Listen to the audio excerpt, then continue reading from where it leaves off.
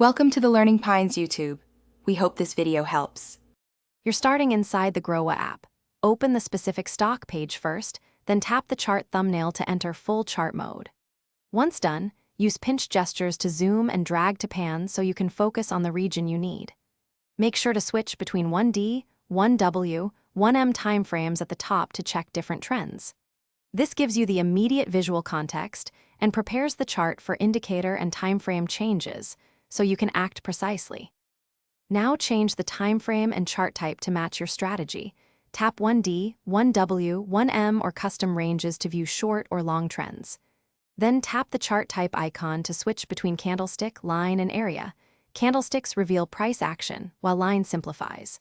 For intraday work, change the candle interval to 1M, 5M, 15M, or 1H. Once you adjust these, the chart reflects different volatility and signal clarity. Finish by adding technical indicators. Tap indicators, select MACD, EMA, RSI, or Bollinger Bands, and tweak settings like length or source to match your approach.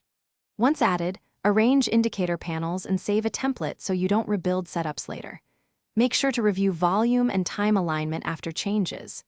If the chart won't update or indicators misalign, refresh the app, toggle network, or clear the Groww cache and phone settings. This usually fixes rendering issues quickly.